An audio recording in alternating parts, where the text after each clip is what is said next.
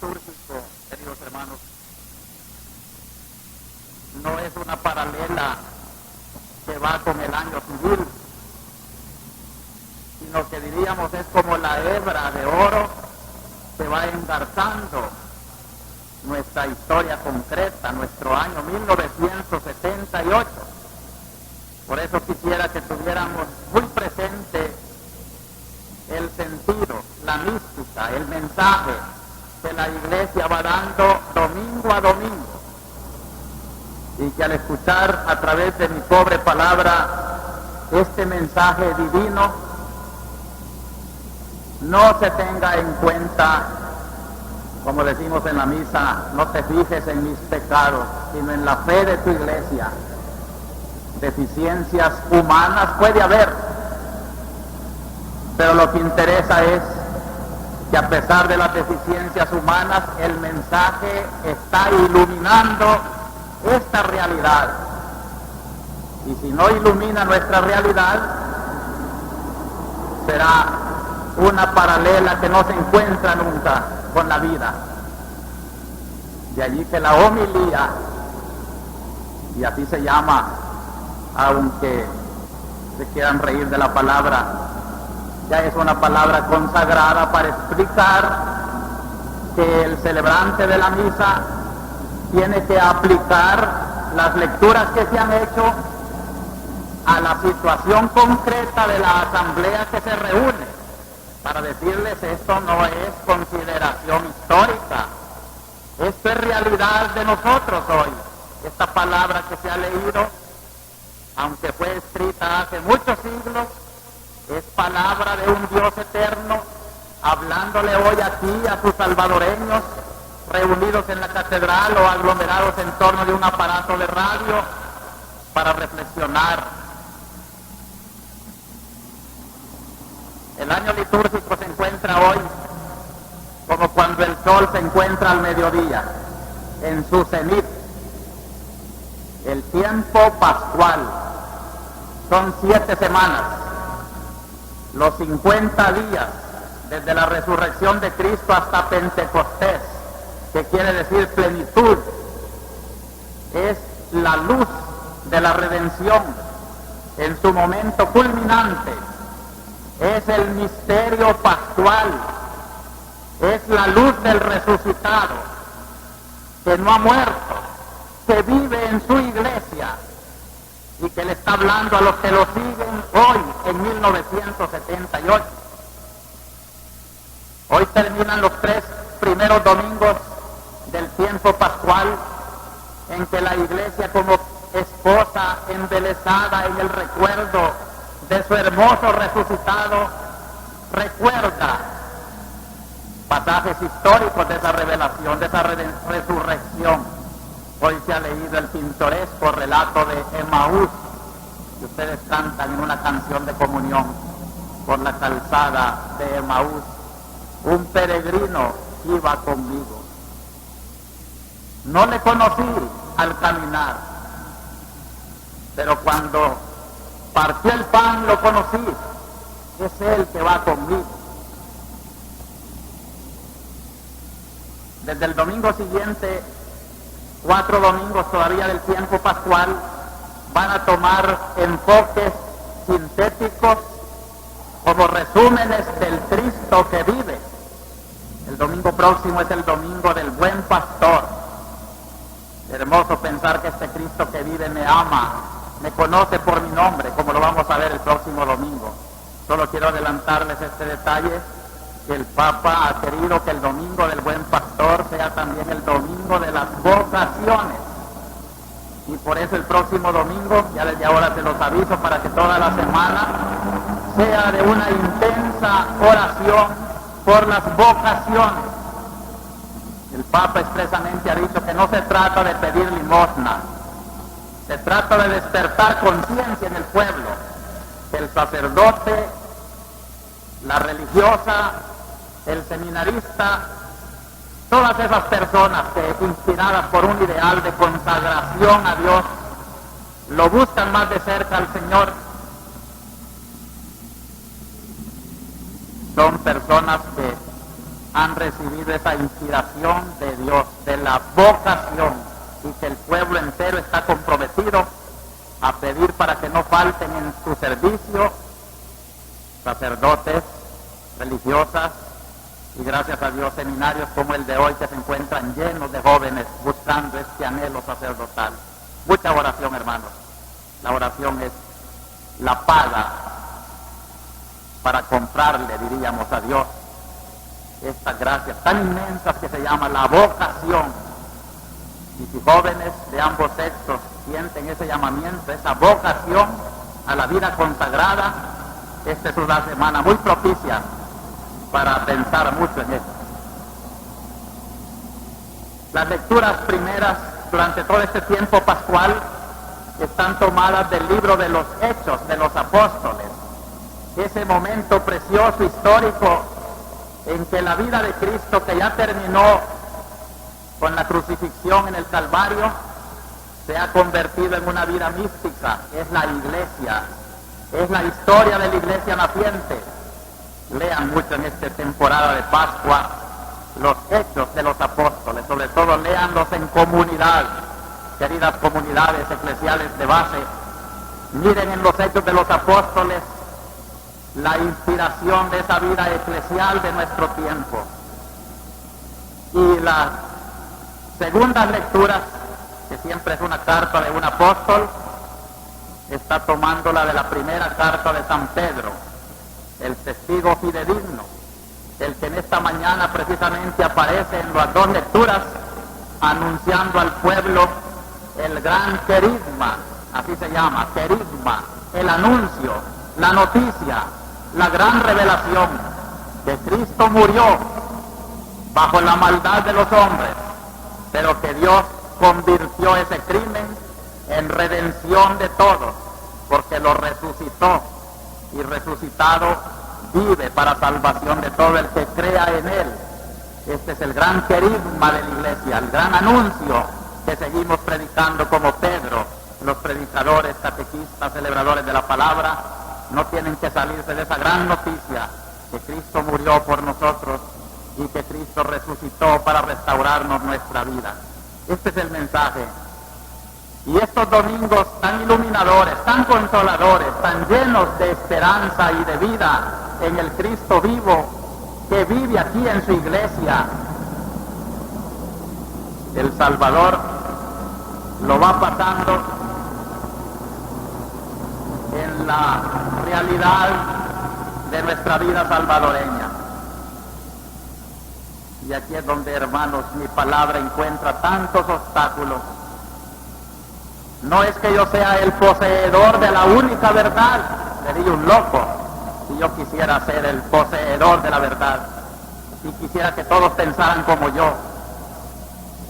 Gracias a Dios que tengo más apertura para buscar entre todos la verdad y recriminar cuando alguien quiere monopolizar un hecho y manipularlo a su gusto. Quiero hacer profesión de fe solemne en este momento de mi adhesión al Santo Padre. El Papa ha sido siempre para mí una iluminación y pienso morir fiel a él. También quiero profesar mi comunión con el cuerpo episcopal del mundo y agradecer a obispos tan conspicuos como el que en esta semana me manda un mensajero y un mensaje especial, el cardenal arzobispo de Westminster, cardenal Hummer, que expresa su admiración, su cariño para esta arquidiócesis e invita a su pastor, cuando le sea posible, ir a hacer una visita a su sede de Inglaterra. Muchas gracias por este inmenso honor que manifiesta mi comunión con el episcopado universal, así como agradezco tantas muestras de solidaridad de queridos obispos de Centroamérica, del continente y hasta de Europa, lo cual indica pues que el obispo de San Salvador, aunque no sea infalible porque no es el Papa ni posee toda la verdad, sin embargo, solidario con su clero, con su pueblo, va peregrinando en busca de esa verdad, y esta presencia de la catedral llena, y esa solidaridad de tantos aparatos de radio que ahora están anunciando allá sobre las plazas de los pueblos o de los cantones, o de muchos grupitos que en torno de un radio están meditando y se quedarán después meditando esta palabra, me está diciendo, hermanos, que esta palabra nunca se quedará sola, sino que es una búsqueda sincera en comunión con mi pueblo de esa verdad. Y desde esa verdad que trato de predicar y de seguir, ilumino estos hechos para que no se dejen manipular solamente de una parte y hacer, en cuanto de la iglesia nuestra depende, la justicia, la verdad, la voz de los que no se oyen. En nuestra radio católica en esta semana, el vicario del departamento de Cuscatlán relató la desolación que se nota al llegar a ciertos cantones de San Pedro Perulapán. Campos abandonados cuando ya va llegando la hora de la siembra. ¿Quién los va a sembrar?, decía él.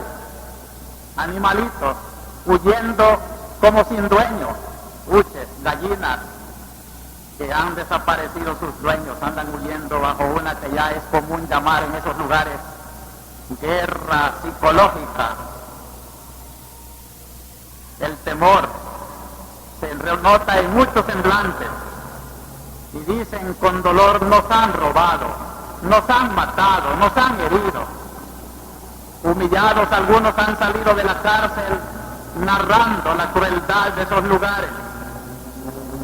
Y sobre todo, hermanos, al pastor le duele, y ya tuvimos una reunión con los sacerdotes de aquel departamento, nos duele sobre todo la siembra de la desunión y el espíritu de venganza que puede fermentar en estas circunstancias. Preguntaba el vicario de una madre esposada: ¿qué hijo la puede ver con indiferencia? Ojalá, y este es el trabajo que nos proponemos los sacerdotes en esta región, el ministerio de la reconciliación es nuestro gran deber.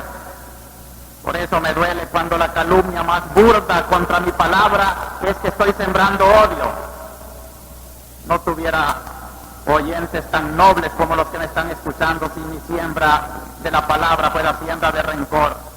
No sería tampoco un loco para pretender que esta catedral llena salga de aquí en una manifestación de odio y de violencia. Al contrario, yo creo que el atractivo de la predicación de hoy es porque se predica el verdadero amor, el perdón, la justicia, la paz, pero no una paz ganada con represión, una paz que no es de cementerios, una paz que se construye sólida sobre bases de justicia y de amor. Por eso decimos que la paz que aquí predicamos es la paz de Cristo, de la que Él dijo que siembra división. La paz verdadera también siembra división, porque no todos comprenden la profundidad de justicia donde están las raíces de la paz, y solo quisieran una predicación muelle, suavecita, que no ofenda y que predique una falsa paz. Y ante esta situación, yo quiero anunciarles con alegría que nuestra iglesia ha trabajado una comisión de solidaridad, ha tomado muy en serio sobre todo dos aspectos, dos subcomisiones en el arzobispado. La una para recoger testimonios y tratar de aportar algo a la verdad que todos tenemos que buscar. Y segundo, la comisión de ayuda, recogiendo, haciendo propaganda, donativos, dinero, víveres, ropa, medicinas, y luego buscando la manera de hacerlo llegar pronto al que lo tiene necesitado. En cuanto a la comisión de investigación,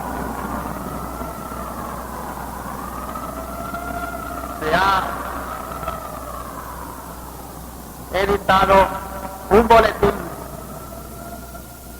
que no voy a quitarles el tiempo en leerlo, pero si alguno lo quiere, se lo podemos proporcionar en el arzobispado, donde están recogidos muchos informes, no a base de business o de terceras personas.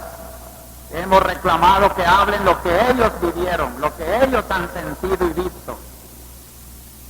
Y ahí tenemos, hermanos, un resumen tremendo de unos 68 desaparecidos, 6 muertos, 4 de ellos decapitados, 14 heridos. El boletín saca sus conclusiones, que yo tampoco las voy a leer porque coinciden con el pensamiento que muchas veces he relatado aquí en esta cátedra, que mientras no haya un orden más justo, siempre estará sembrado de discordias el ambiente, y así tendremos que no hay raíces de justicia y por tanto tendrá que haber frutos de violencia.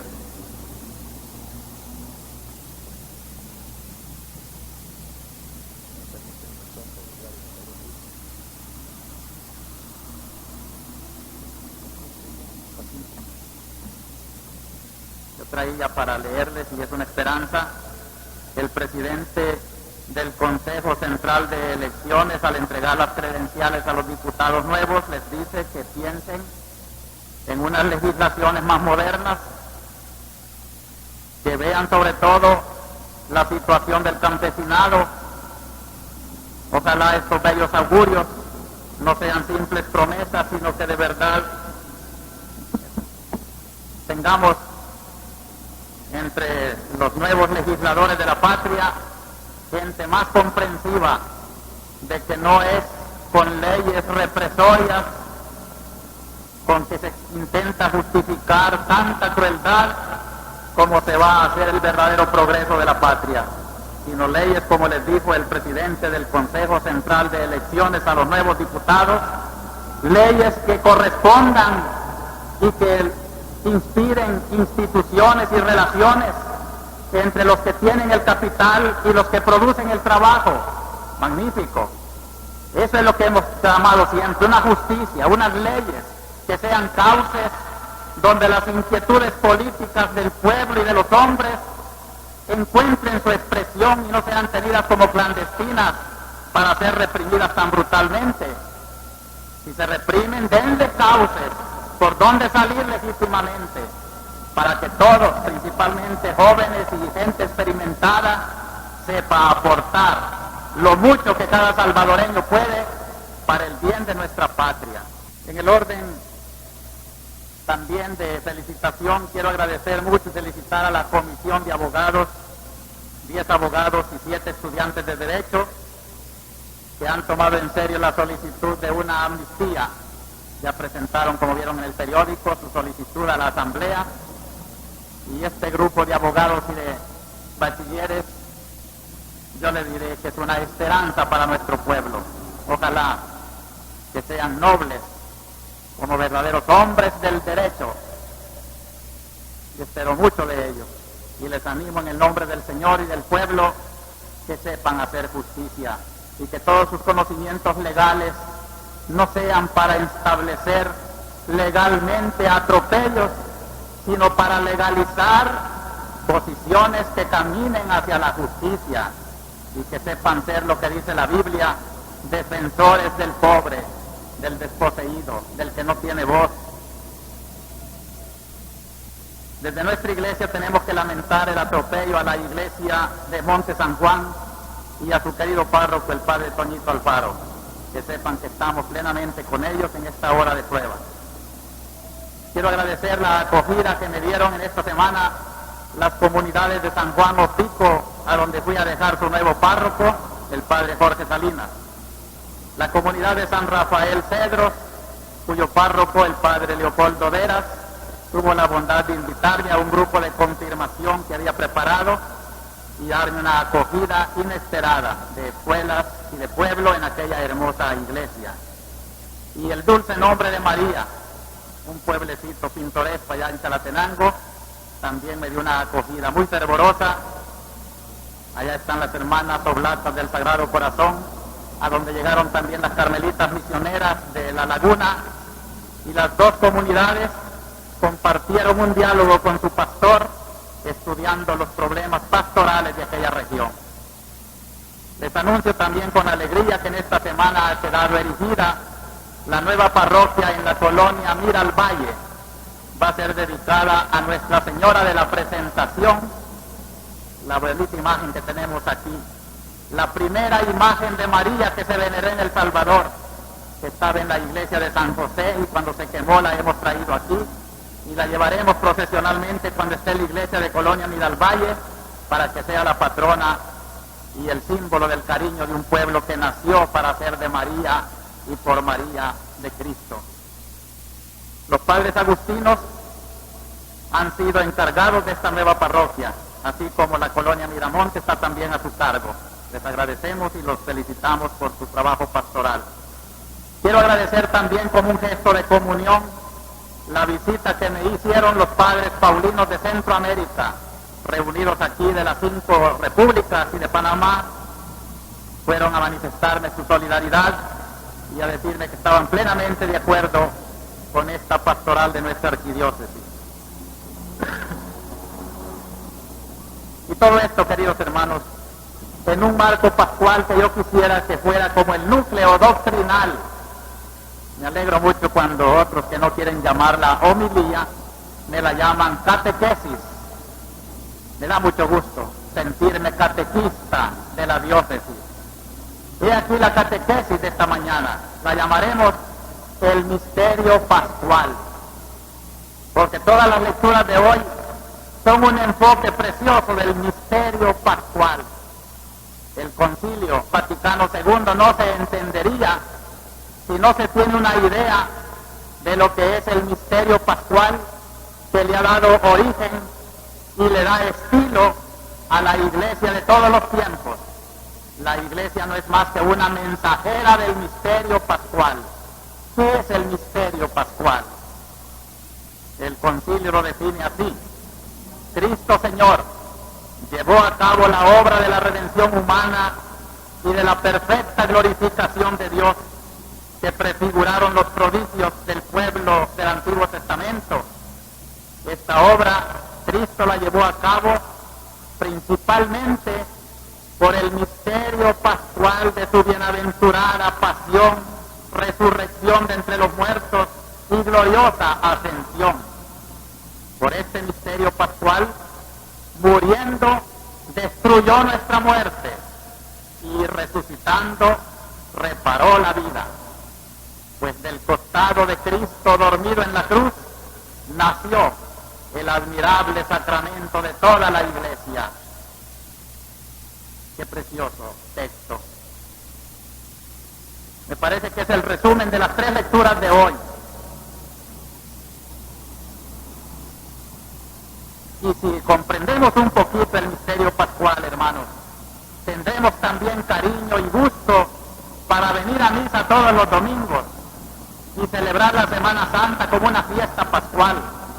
Son los 2 focos pascuales de la iglesia: la misa dominical y la fiesta de Pascua, que estamos celebrando durante 50 días, desde la resurrección de Cristo el sábado santo en la noche hasta la venida del Espíritu Santo en Pentecostés. 50 días en que la iglesia considera un solo domingo, una sola gran fiesta, la fiesta del misterio de la bienaventurada pasión y muerte, de la gloriosa resurrección y ascensión de Cristo a los cielos. Estos 2 aspectos de Cristo, sufriendo y muriendo para destruir nuestra muerte y nuestros pecados, y resucitando y subiendo al cielo para restituirnos la vida y abrirnos las puertas de la esperanza. Eso es lo que llamamos el misterio pascual. ¿Por qué lo llamamos misterio pascual? Porque esta obra la realizó Cristo en un ambiente de Pascua. Fíjense bien cómo fue una Pascua la que Cristo llamó su hora. Se acerca mi hora, la hora en que el Hijo del Hombre será glorificado. la Pascua. Y cuando llegó la hora, manda a sus discípulos a preparar la Pascua en Jerusalén. En segundo lugar, se llama pascual este misterio de Cristo, porque Cristo en aquella cena, y desde que Juan Bautista lo presentó al mundo, lo llamó el Cordero Pascual. Ese es el Cordero que se inmola en la Pascua y que los israelitas comen para significar su protección de Dios, su sacrificio a Dios. Aquel Jueves Santo, cuando todas las familias hebreas comían el Cordero Pascual, Cristo también con sus discípulos comía un corderito, pero él estaba pensando que ese cordero ya iba a terminar su misión. Mañana, Viernes Santo, seré yo, colgado en una cruz, el cordero sangriento que quita los pecados del mundo, Cordero Pascual. En tercer lugar, se llama este misterio de la redención misterio pascual, porque aquella cena del Jueves Santo sirvió a Cristo para empalmar la Pascua del Viejo Testamento con la Pascua de los cristianos. Hoy, por ejemplo, estamos celebrando la misa. Ese altar es el altar de la Pascua, donde se inmola el cuerpo y la sangre del Señor. Él es el Cordero, y yo cuando tenga el honor de enseñárselo en la hostia les voy a decir, este es el Cordero de Dios, el que quita los pecados del mundo. Tomad y comed, dice Cristo, esta es la Pascua, en la cual se inmola con la sangre divina el Cordero que quita los pecados del mundo. Y la Eucaristía quedará, hermanos, tanto como misa, como sagrario, como procesión de corpus, como visita al Santísimo. Todo ese culto precioso que nuestra Iglesia tributa a la hostia consagrada es el amor de la esposa que ha recibido en herencia de su esposo desaparecido, pero que aparecerá. El gran regalo de su Pascua es la Eucaristía. Por eso venir a misa es ser agradecidos. Venir a misa es sentirse el Israel espiritual. Venir a misa es sentarse con Cristo en los bancos de la última cena y prolongarla hasta este domingo de 1978. La misa de cada domingo, la misa de nuestros difuntos, la misa de la primera comunión, la misa del matrimonio, la misa para pedir luz y consuelo al Señor. Es el sacrificio de Cristo, es la cena del Señor, haciéndose Pascua en todas las circunstancias de la vida. Y por eso el concilio aconseja que a las misas de difuntos no se les dé ese tono tétrico, sombrío, como si todo se ha acabado, sino que tenga un sentido pascual. La misa del difunto ahora hasta se presenta con ornamentos blancos y hasta se cantan aleluyas, porque aunque esté llorando la familia doliente, esas lágrimas se iluminan con la Pascua de Cristo. ¿Qué es la Pascua? Para comprender esa Pascua que Cristo quiso traer como herencia, para entregarla con su propia redención al pueblo cristiano, remontémonos, hermanos, y este es mi segundo pensamiento, la Pascua del Viejo Testamento, la Pascua que Cristo recogió. Los historiadores encuentran que la Pascua de los judíos tiene un origen natural más antiguo al pueblo de Israel. Posiblemente es una fiesta en una noche de plenilunio del equinoccio de primavera, esta luna llena de la Semana Santa. Servía a los pastores para cantar su alegría de que ya estaba pasando los fríos del invierno y ya venía la primavera. Pascua significa paso. El paso del invierno a la primavera se celebraba con una noche de plenilunio, porque en la primavera ya vamos a emigrar del desierto a las tierras donde hay pasto. También cuando ya la era de agricultores prevalecía en Israel, se recogió otra fiesta junto con la Pascua, que la llamaban la fiesta de los ázimos, y que Cristo también la celebraba, la fiesta en que los agricultores recogían la cosecha de trigo, y para significar el paso cosecha, sino que fuera todo nuevo, para darle gracias a Dios por el trigo nuevo. Este es el origen de los ázimos, paso de lo viejo a lo nuevo, paso de la vieja cosecha a la nueva cosecha. Entonces este concepto de Pascua, de paso, fue lo que asumió Israel, naciente en Egipto, cuando Dios revela al pueblo perseguido y oprimido que esa noche, también de un plenilunio de primavera, pasará Dios con su ángel y las puertas que estén marcadas con la sangre del cordero que van a comer las familias israelitas no van a padecer, pero aquellas puertas de los egipcios que están sin esa protección de la sangre verán con angustia que todos sus primogénitos van a morir. Y aquella noche del exterminio pasó Dios, la Pascua de Dios, el paso de Dios, qué terrible, el paso de la justicia de Dios, para poner en su puesto a un pueblo opresor, ingrato, con los peregrinos de Israel. Todos los primogénitos de Israel murieron. En cambio, las familias marcadas con la sangre del cordero comían su Pascua vestidos ya de peregrinos, porque aquella noche comenzó el éxodo. La Pascua es éxodo, salida, salir ya del pueblo que los tiene cautivos y esclavos para una tierra que yo les mostraré. Y salieron. Esa noche se celebrará, les mandó decir Moisés, todos los años de la historia. Significaba pues una noche de liberación, el paso de la esclavitud a la libertad, el paso de la opresión a una tierra de promisión, el paso también del Mar Rojo, que iba a confirmar con un milagro estupendo, donde pasaba el pueblo de Israel y donde quedaba sepultado el ejército de los egipcios. El paso se celebró cuando el pueblo peregrino llegaba por Gilgal, el primer sacrificio en la tierra prometida. ¡Qué alegría, qué gratitud! La Pascua desde entonces se comenzó a celebrar año con año como una fiesta de independencia, como una fiesta de paso de esclavitud a salvación, una fiesta de vida, una fiesta en que se reconocía al Salvador Dios por medio de un instrumento que era Moisés.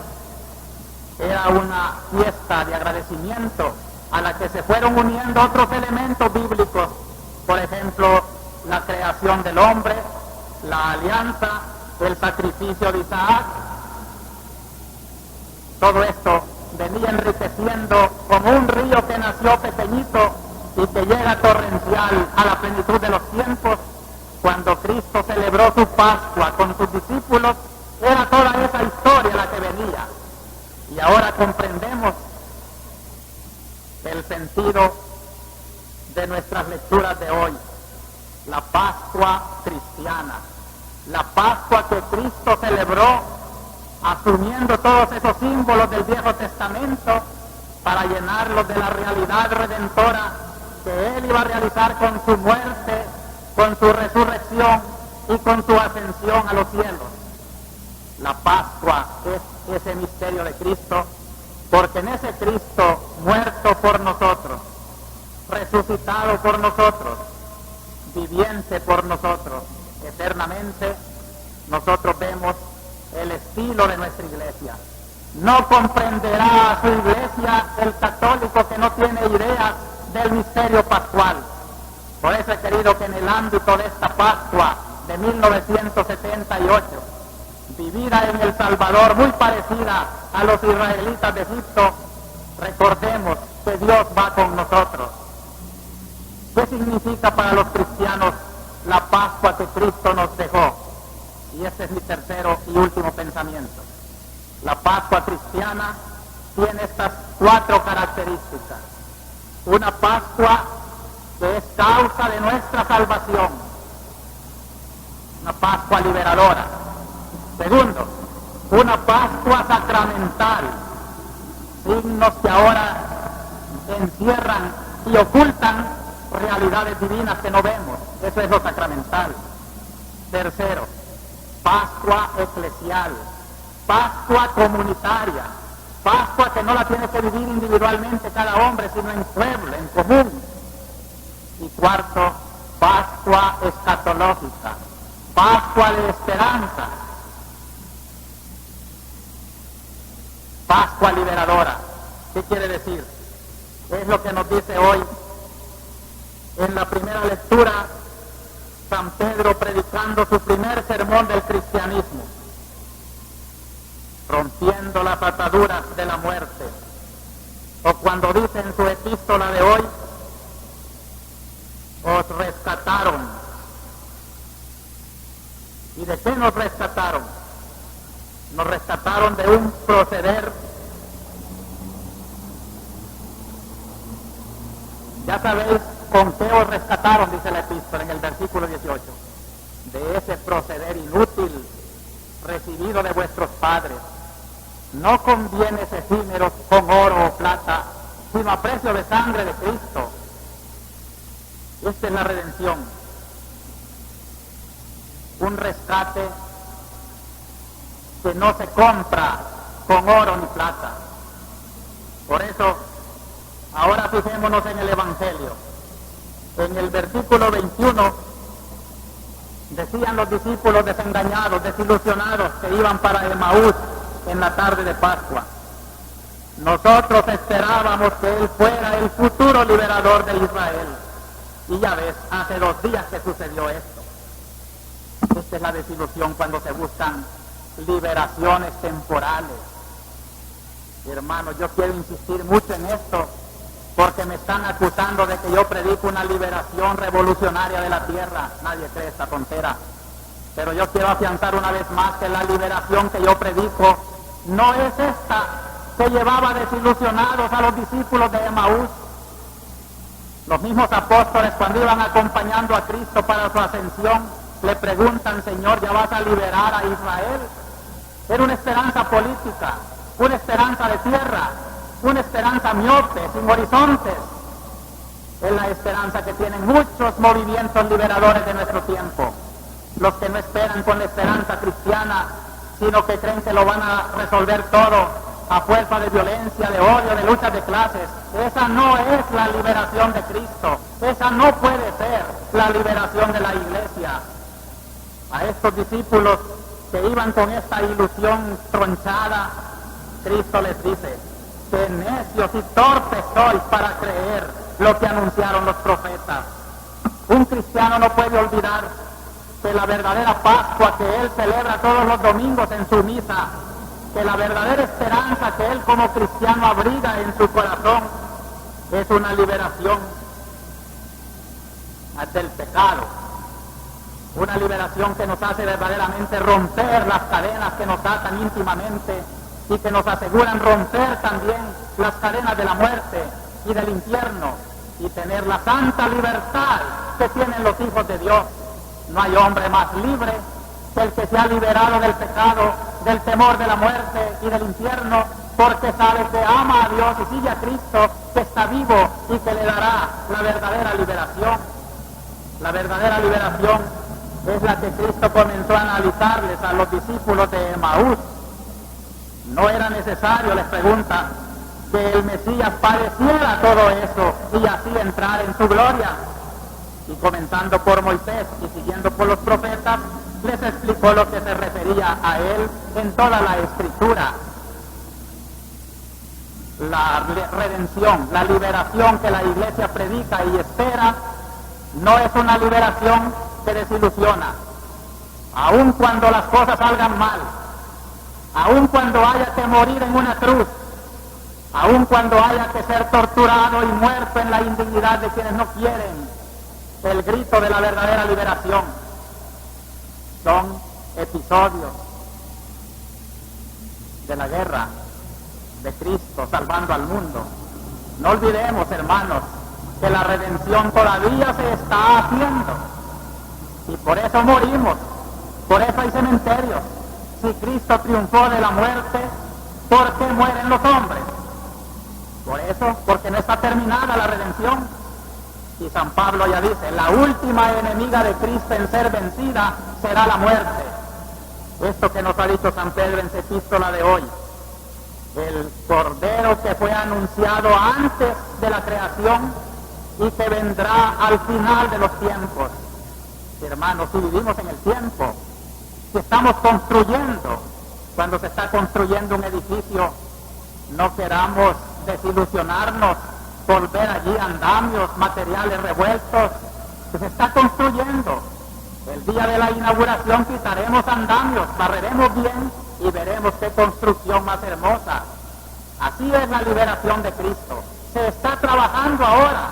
Por eso hay escombros de muerte, por eso hay andamiajes imperfectos, por eso hay hasta en la misma iglesia pecado y deficiencia, porque no es todavía la iglesia triunfante del cielo, es la que se construye todavía entre hombres pecadores, envidiosos, mezquinos, como somos todos los hombres. Se está trabajando la redención. Por eso no queramos esperar un paraíso, una redención que la vamos a hacer solo con brazos humanos, solo con ideologías de la tierra. La iglesia no puede ser comunista, la iglesia no puede ser liberadora de liberaciones terrenales solamente. Las inspira, sí, porque ella lleva una esperanza que es la fuerza que puede dar eficacia a todas las liberaciones si se quieren hacer cristianas. Decimos que la Pascua nuestra es una Pascua sacramental, es decir, que es un sacramento. Sacramento, ya les di la definición una vez, es una señal sensible que oculta una gracia invisible. Vamos a recibir la comunión, un sacramento. Siento sabor de pan, pero mi fe descubre que en ese signo del pan está presente Cristo. Yo voy a levantar una hostia de pan, pero ya convertida en cuerpo de Cristo, y todos la adoramos porque sabemos que está oculto sacramentalmente en el signo del pan y del vino la presencia misma de nuestro Señor Jesucristo. Esto quiere decir, hermanos, que toda aquella fuerza liberadora de Cristo en el Calvario, resucitando y subiendo al cielo, está con esta iglesia.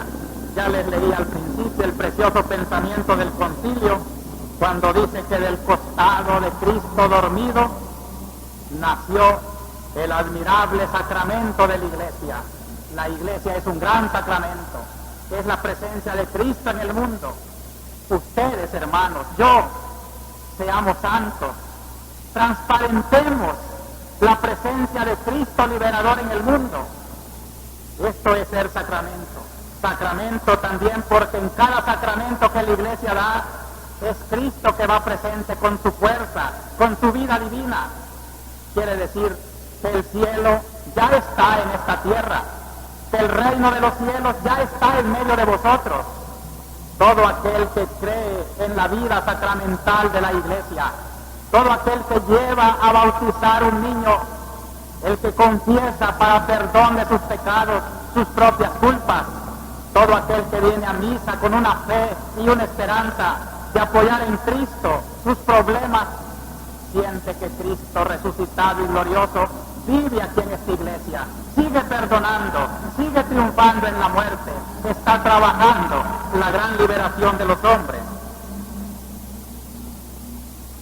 El pasaje del Evangelio es típico, hermanos. Cristo va caminando con los dos discípulos, camino de Maús, y diríamos, bromeando, como que les va tomando el pelo. Solo ustedes le dicen, no sabe lo que ha pasado en Jerusalén, qué raro, si todo el mundo habla. ¿De quién? Les dice Cristo, haciéndose el ignorante. De Jesús de Nazaret, que era grande profeta, había anunciado que iba a liberar a Israel, pero ya ves, son 3 días, ya se tronchó toda la esperanza. Es cierto que unas mujeres andan diciendo por allí que lo han visto resucitado, pero a él no lo han visto. Este es el cálculo humano, cuando perdemos de vista la presencia de Cristo escondido en aquel peregrino. Y por eso cuando llegan al castillo de Maús, el peregrino les dice, muchas gracias por su compañía, yo sigo adelante. Y le dicen, quédate con nosotros, Señor, no ves que ya es muy tarde. Se lo había ganado. Y cuando prepararon su cenita y se sentaron a cenar, Jesús debió hacer un gesto tan divino. Al partir el pan lo conocieron, pero cuando lo conocieron desapareció. Y entonces el comentario, que no ardía nuestro corazón cuando íbamos con él y nos iba platicando por el camino, corramos a avisar a los 11, y corrieron a Jerusalén a juntarse en comunidad. Este es el sacramento. Por eso, hermanos, estamos haciendo conciencia de que los sacramentos hay que recibirlos con más conocimiento. No vale traer un niño a confirmación sin saber lo que va a recibir, o hacer una fiesta de bautismo solo por la fiesta y no saber qué es el sacramento.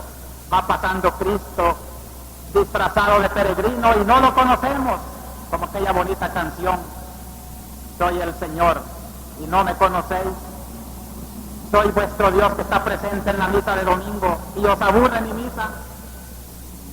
Esto es la causa por qué no somos buenos católicos, ni participamos los sacramentos, porque como los peregrinos de Emaús vamos con él y no lo conocemos. Solo al partir el pan, ahora sí lo conocí. Conozcamos, hermanos, no es necesario verlo. Bienaventurado el que sin ver cree, le dijo el domingo pasado Cristo a Tomás, y ahora le da la lección a estos dos discípulos, desapareciéndose cuando ya lo conocieron. No le gusta ser visible mientras dura esta vida que debe de ser de fe y de esperanza. Y por eso, hermanos, una tercera nota de nuestra Pascua es que es comunitaria. Desde Moisés mandó: maten cada familia un cordero, y si la familia es chiquita, llame a vecinos y entre varias familias coman la Pascua. De allí que era una fiesta de familia, que se llegó a ser una fiesta de patria, de tal manera que para la Pascua, aún ahora, los judíos de distintos puntos del mundo procuran estar en Jerusalén, en Israel, para celebrar con sentido patriótico la Pascua, como si nosotros el 15 de septiembre procuráramos venir donde estemos para celebrar comunitariamente la fiesta de nuestra independencia. Pues este sentido comunitario es el que yo veo desde el principio de la lectura. Primera, cuando dice Pedro con los 11. Miren, hermanos, como Pedro, el Papa, con los 11, con el cuerpo episcopal. Mientras un apóstol esté unido con Pedro, está significando comunión. El obispo de ustedes, hermanos, está en comunión con Pedro, que hoy se llama Pablo VI. Bien recuerdo aquellas palabras que me dieron tanto ánimo el año pasado. Ánimo, ánimo, me dijo el Papa. Usted es el que manda, usted es el que manda. Y no puedo olvidar, pues, que en la presencia de mi comunión con el Papa está también el secreto de mi palabra y de mi orientación a mi pueblo. El día en que el Papa me desconozca, no esté de acuerdo con lo que yo predico o hago, me lo hará ver. Y entonces les diré con toda humildad: hermanos, perdonen, los estuve engañando, yo me retiro, que venga otro de más confianza del Santo Padre. Pero mientras tanto, Pedro y los 11, y yo estoy entre esos 11, porque ahora ya no son 11, son como 2000 y pico de obispos que estuvieron en un concilio y que siguen gobernando la iglesia en toda la faz de la tierra. Esta comunión con el episcopado mundial es la que da este sentido de comunión de iglesia. Por eso, hermanos, también sientan la Pascua como una familia, sientan su misa del domingo así como están ahora. Yo quizá abuso de la bondad de ustedes al prolongarme tanto, pero cuando yo los miro a ustedes tan felices y contentos sentados en esas bancas para la misa del domingo, como que fuera una sola familia de Dios, escuchando a través de su humilde mensajero el mensaje del Padre. Y cuando, como ayer que anduve allá por el dulce nombre de María, y me decían gentes humildes de los campos cómo escuchan esta palabra y les sirve de consuelo, de esperanza, de aliento, me venían ganas hasta de llorar y decir como Cristo: te doy gracias, Padre, porque ocultas estas cosas a los orgullosos y soberbios del mundo y las revelas a los pobrecitos. Te doy gracias porque me das garganta y voz, porque pones a mi disposición una radio que ojalá se conserve para consuelo de tanta gente. Esto, hermanos, es la comunión. Vivimos esa comunión en el humilde regalo del campesino. Allá en dulce nombre de María me regalaron los primeros motates, me regalaron una matatilla tejida para mí. ¿Quién no va a agradecer estos gestos? bondadosos de nuestra gente sencilla para sentir que está en comunión con su pastor. Gracias por manifestarme tantas veces esa comunión. Y sin comunión no hay iglesia. Y la Pascua tiene que ser esta iglesia. La verdadera iglesia vive la comunión pascual. Y finalmente, hermanos, la Pascua de los cristianos es una Pascua escatológica. Es escatológico el acontecer, la salvación final, al final de los tiempos. San Pedro nos ha dicho hoy que Cristo era el Cordero previsto desde antes de la creación y que vendrá manifestado al final de los tiempos. Entre ese Cordero anunciado antes de los tiempos y que vendrá como juez de la historia al final de los tiempos, está la historia que vamos tejiendo. Por eso los hombres de la historia tienen que partir de aquel Cordero que vivió antes de la historia y que está como meta de la historia. No perdamos de vista esa perspectiva cuando luchamos por un mejoramiento sin horizontes escatológicos. Estamos perdiendo la visual. Cuando tenemos fe y esperanza en ese Cristo que ha de volver, en ese más allá que está después de nuestros fracasos y de nuestra muerte y de nuestras dificultades, mientras tengamos presente ese horizonte, es la iglesia de la Pascua, la iglesia de la esperanza. Y el Evangelio nos dice también este sentido escatológico: necios, insensatos, que no convenía padecer todo eso y después de eso entrar en la gloria. Hay que padecer y no deben de asustarnos ni escandalizarnos los dolores, los fracasos inesperados. ¿Cuántas veces oímos llorar junto a un ser querido, a la familia, casi blasfemando? Si Dios ama, ¿por qué me lo quitó? Dios te ama y por eso te lo quitó, porque ya te lo adelanta y allá te quiere encontrar con Él. Y el que lucha por la liberación y ve que fracasan sus esfuerzos, le viene la tentación: esto no se arregla con esperanza cristiana, hay que coger la violencia. Mentira. Dios es paciente porque es eterno, espera con Él el cielo definitivo, el triunfo definitivo, la verdadera Pascua. Por eso, hermanos, me dio risa cuando en un periódico interpretaban esta predicación mía como si fuera una subversión a la democracia y que yo estoy proponiendo un socialismo. ¡Qué tontera! Si la iglesia no puede proponer ningún sistema, la iglesia no tiene sistemas sociales, la iglesia no tiene partidos políticos, la iglesia da una inspiración de esperanza, un sentido escatológico a la historia y manda a sus hijos, que son ustedes, que viven en el mundo y tienen que hacer el mundo, a construir según sus propios criterios una democracia más perfecta, un sistema social más justo. A ustedes les toca hacerlo. Ya bastante tenemos en la iglesia con recordar esta esperanza cristiana que será siempre la crítica de todos los sistemas, y por eso los critica, porque desde una perspectiva del eterno sistema de la felicidad eterna va diciendo a cada sistema histórico: eso no está bueno, eso es injusto, eso es mejor de otro modo. Eso porque ilumina desde la perspectiva de la esperanza la realidad de la tierra, y esa es la misión de la iglesia. Hermanos, celebremos nuestra Eucaristía de hoy, verdadero sacramento de la Pascua, y yo quiero terminar leyendo estas palabras que San Pedro dirigió a la primera muchedumbre cristiana que escuchaba, y les decía: Dios lo resucitó, rompiendo las ataduras de la muerte. No era posible que la muerte lo retuviera bajo su dominio, pues David dice: tengo siempre presente al Señor. Esta es la bonita plegaria del cristiano. Con Él a mi derecha no vacilaré. Por eso se me alegra el corazón, se exulta mi lengua, y mi carne descansa esperanzada, porque no me entregarás a la muerte, ni dejarás a tu fiel conocer la corrupción. Me has enseñado el sendero de la vida, me saciarás de gozo en tu presencia. Qué bella la esperanza cristiana. Aun cuando estemos atormentados por la peor de las torturas, poderle decir al Señor: tú vas a mi derecha, tú no dejarás que mi vida perezca. Ánimo, hermanos, y con esta esperanza y esta fe pascuales proclamemos ahora nuestra profesión de fe. Creemos en